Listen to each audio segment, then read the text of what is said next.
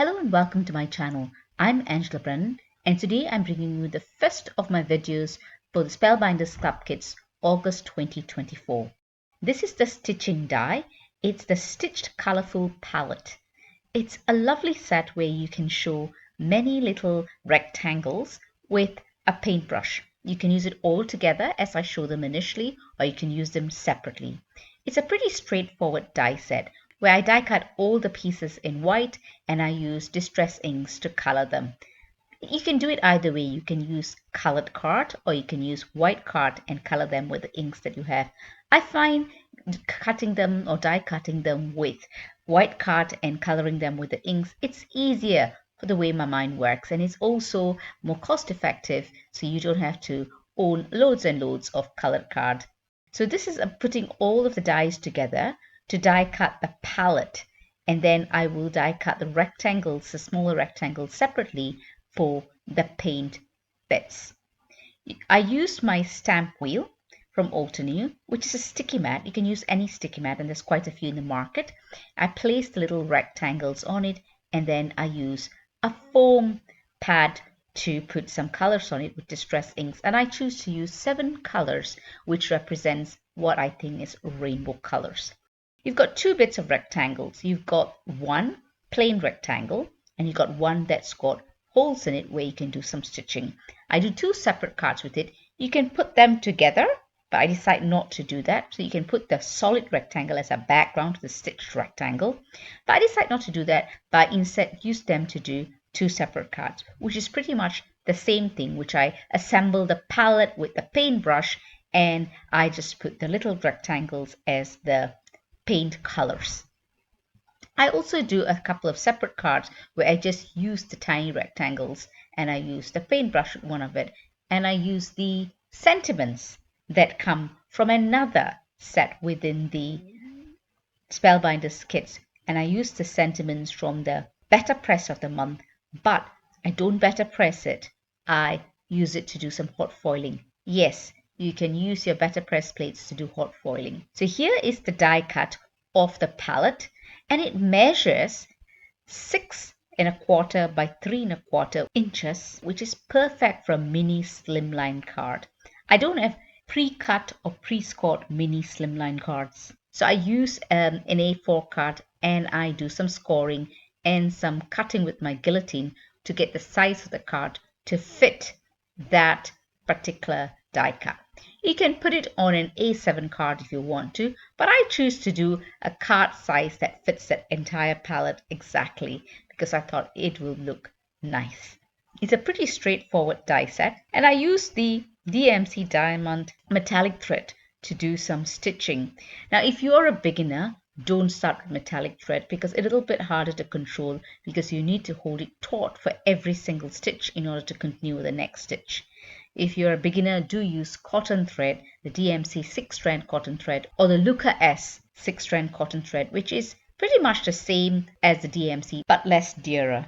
And I've got the links to them in the description below. I secure the start of the thread at the back of the die cut with a tiny sellotape or sticky tape, and then I commence sewing it or stitching it just by pulling the thread to the middle of the hole in the middle of the die cut.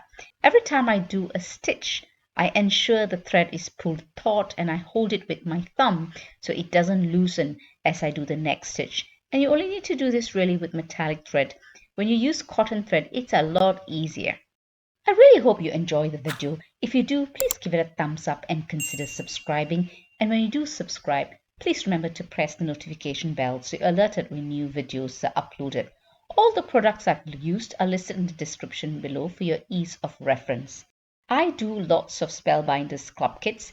In fact, this month I'll be doing all of the Spellbinders Club kits, all 10 of them. And at the end of it, once I release all of my videos, I will release a playlist where all of the videos are in one playlist and it's easy for you to make reference to it as and when your products arrive and you want inspiration or guidance on how to put some of the die cuts together.